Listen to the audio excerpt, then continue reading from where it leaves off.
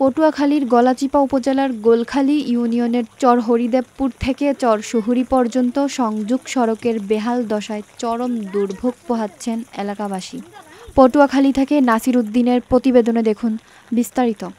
প্রায় ৫ কিলোমিটার দীর্ঘ এ সড়কের বিভিন্ন অংশে বড় বড় গর্ত, ভাঙাচোরা রাস্তা আর কাদা জলে সয়লাব অবস্থার কারণে প্রতিদিন জীবনের ঝুঁকি নিয়ে চলাচল করতে হচ্ছে হাজারো মানুষকে।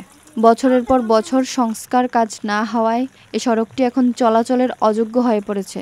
বিশেষ করে বর্ষাকালে পরিস্থিতি ভয়াবহ হয়ে ওঠে। স্কুল কলেজগামী শিক্ষার্থী থেকে শুরু করে কৃষক, দিনমজুর এমনকি রোগীবাহী অ্যাম্বুলেন্সও চলাচল করতে পারছে না। চর হরিদেবপুর গ্রামের বাসিন্দা রফিকুল ইসলাম বলেন, এ রাস্তায় হাঁটতেও ভয় লাগে। বৃষ্টি হলে কোথায় গর্ত আর কোথায় রাস্তা বোঝা যায় না। কয়েকবার মোটরসাইকেল আর অটোরিকশার দুর্ঘটনাও ঘটেছে। স্থানীয় এক গৃহবধূ শিরিন আক্তার বলেন, সন্তানদের স্কুলে পাঠিয়ে সারাক্ষণ চিন্তায় থাকি, কখন কোন দুর্ঘটনা ঘটে। এ রাস্তা দিয়ে অ্যাম্বুলেন্সও যেতে চায় না। স্থানীয় সূত্রে জানা গিয়েছে, প্রায় ৫ কিলোমিটার দীর্ঘ এ সড়কটির দুইটি গুরুত্বপূর্ণ চরাঞ্চলের মানুষের প্রধান যাতায়াতের পথ। দীর্ঘদিন ধরে কোনো রক্ষণাবেক্ষণ বা উন্নয়ন কাজ না হওয়ায় এলাকার মানুষ প্রতিনিয়ত সীমাহীন দুর্ভোগে ভুগছেন।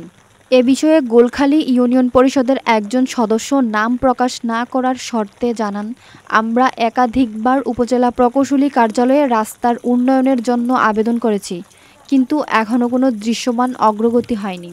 এলাকাবাসীর দাবি, হরিদেবপুর নাগেরবাড়ি থেকে চর হরিদেবপুর বচনগাজীবাড়ি পর্যন্ত অবিলম্বে পাকা রাস্তা নির্মাণ করা হোক, না হলে বড় ধরনের দুর্ঘটনা ঘটার আশঙ্কা রয়েছে।